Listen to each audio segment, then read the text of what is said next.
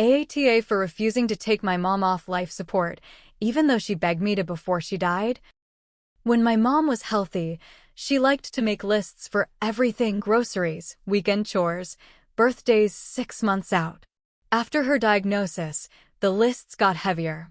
She wrote down passwords, the location of the fireproof box, the name of her favorite florist. Tucked between recipes and warranty cards was the list I pretended not to see, what she wanted if she couldn't speak for herself.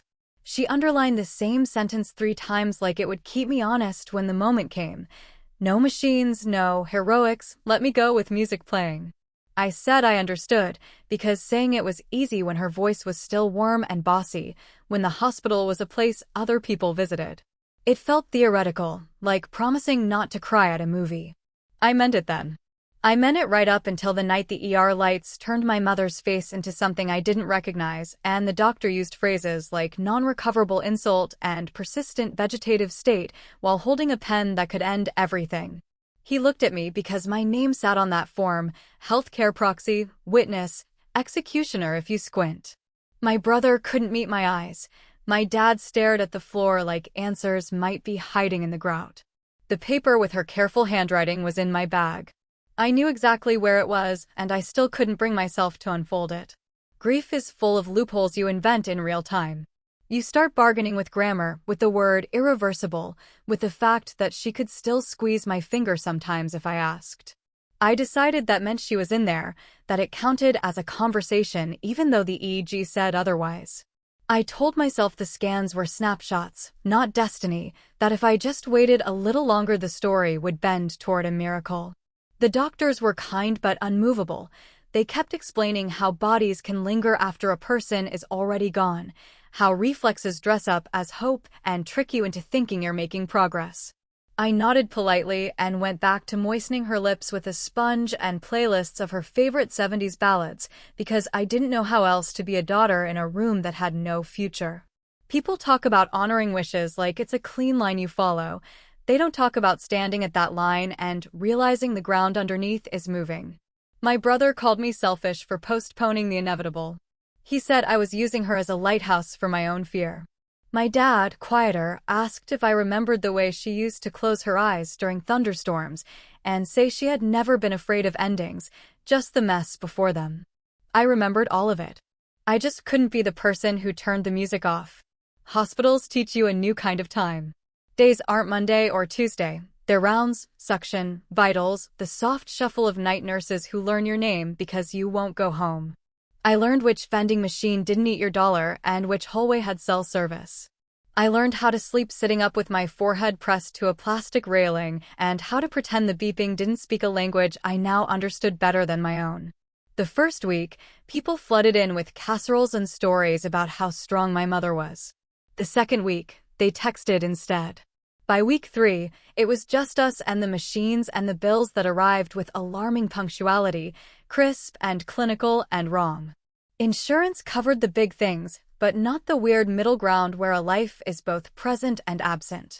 My father started pawning small pieces of his pride, the watch I gave him for his 50th, the camera he loved.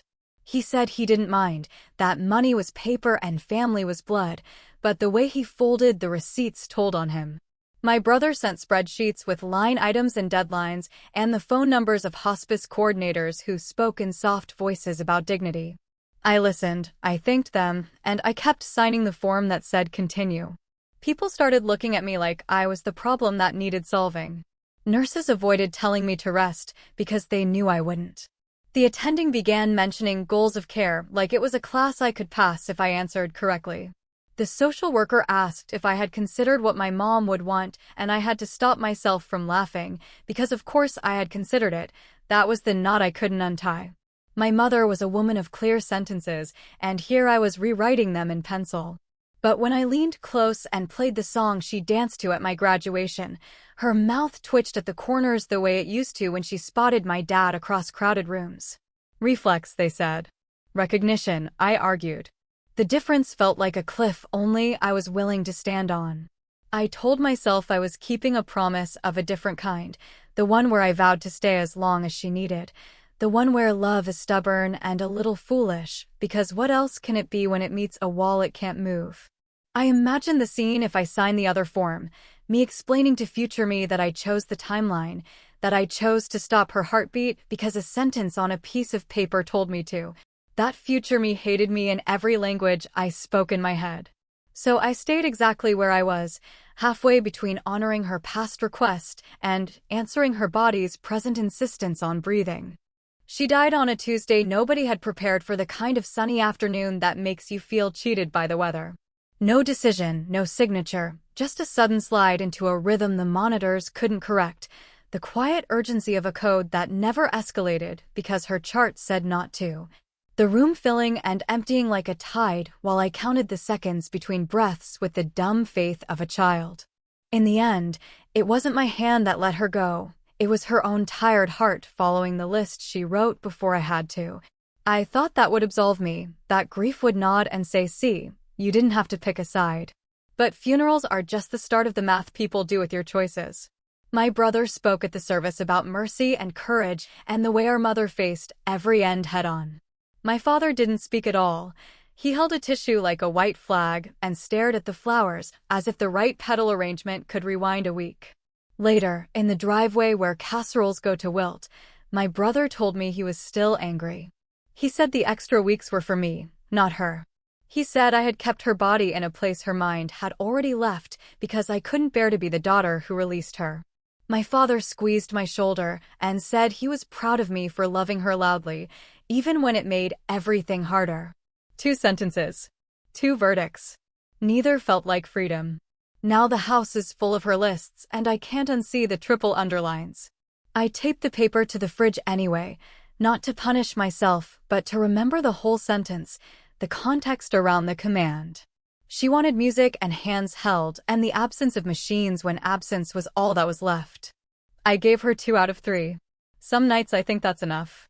Other nights I picture her watching me in that room, patient but exasperated, saying the same thing she did when I hesitated on the high dive as a kid, jump, baby, you know how.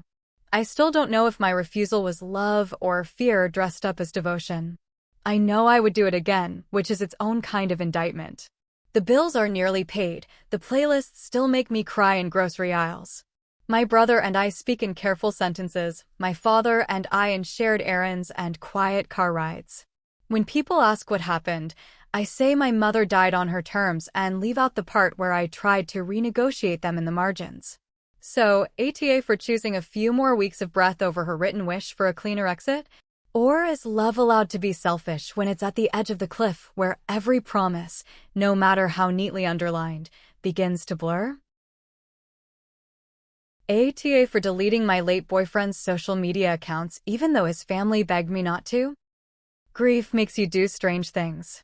It turns ordinary decisions into moral puzzles that people on the outside will never understand. When my boyfriend, Adam, passed away last year, everything around me stopped making sense. The apartment, the smell of his hoodie, the sound of his favorite playlist echoing through an empty room. We were together for 5 years, living together for 2 and planning to get married that summer. One moment, I was helping him look at wedding venues. The next, I was picking out an urn. Adam's death wasn't expected. He had an undiagnosed heart condition, one of those silent killers you never see coming. One morning, he didn't wake up.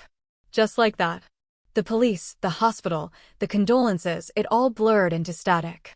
For weeks, I barely ate. I kept his things exactly where they were. His toothbrush, his sneakers by the door, his phone charger still plugged in beside the bed. Every little trace of him felt sacred, like proof he'd existed. Then came the messages. People from work, college, mutual friends, everyone wanted to reach out, share memories, post tributes. His Facebook, Instagram, and Twitter exploded overnight. Thousands of comments, tags, photos. At first, it was comforting. Seeing him remembered so warmly made me feel less alone. But then it changed.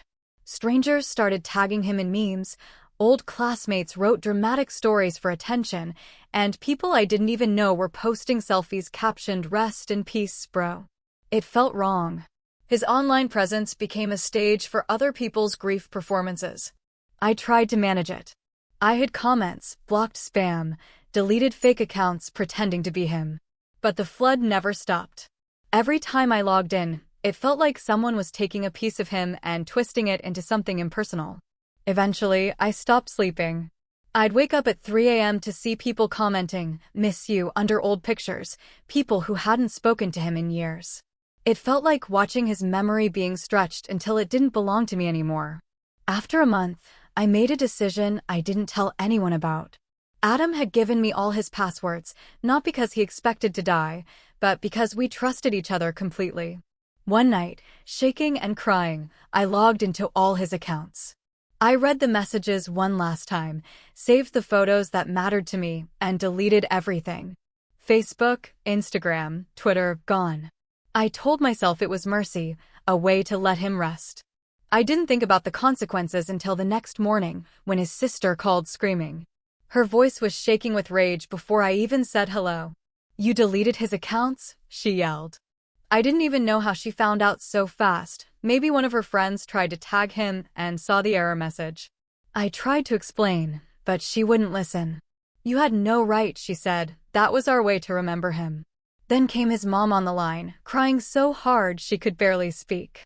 She asked why I would erase her son, why I'd take away the one place she could still talk to him. I froze. I hadn't thought of it that way. To me, those pages had become noise, a digital circus of grief tourism.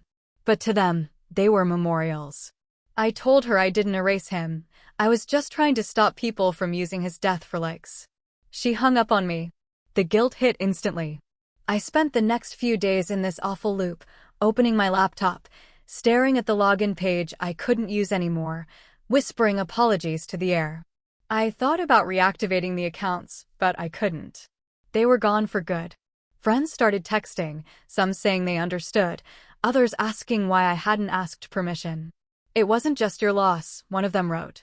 That line hurt more than any insult. Because they were right, Adam didn't belong just to me. But it didn't feel that simple. I was the one who lived with him, who held him when he was sick, who planned a life around him. Everyone else saw the version of him they wanted to remember. I had the one that existed when the lights were off, when he was vulnerable and real. The worst backlash came online. Someone, probably his sister, made a post about me on Facebook, saying I disrespected Adam's memory.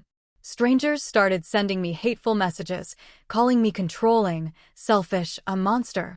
Even people from Adam's old job chimed in. "She deleted his entire life," one comment read. I cried until my body physically hurt. I wanted to defend myself, to explain that I'd done it because I couldn't bear to see his memory turned into content.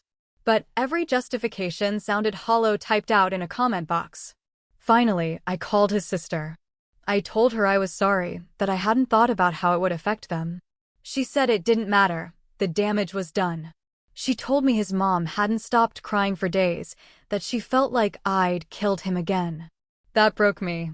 I apologized again, over and over until I couldn't breathe. But she didn't forgive me. She said I'd made his death about me. I didn't argue. Maybe she was right.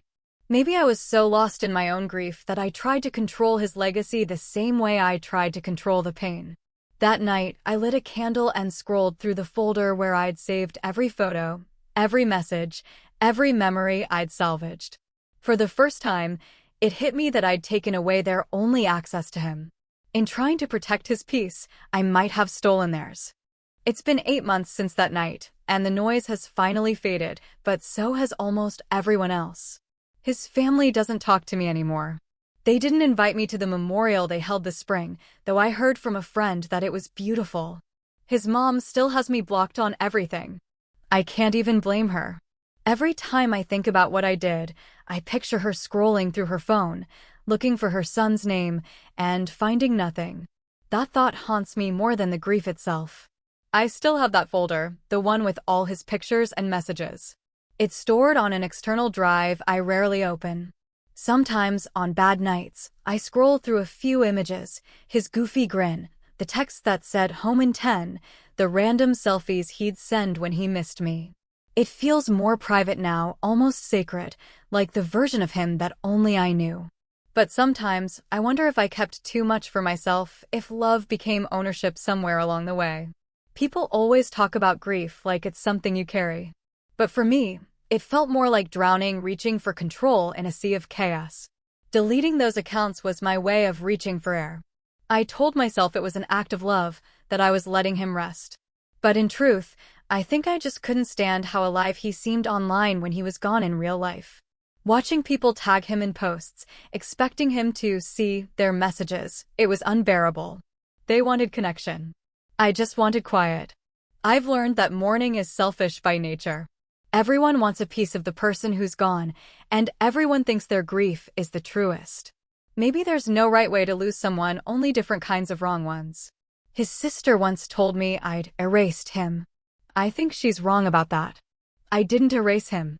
I just brought his memory home. Maybe too soon. Maybe too completely.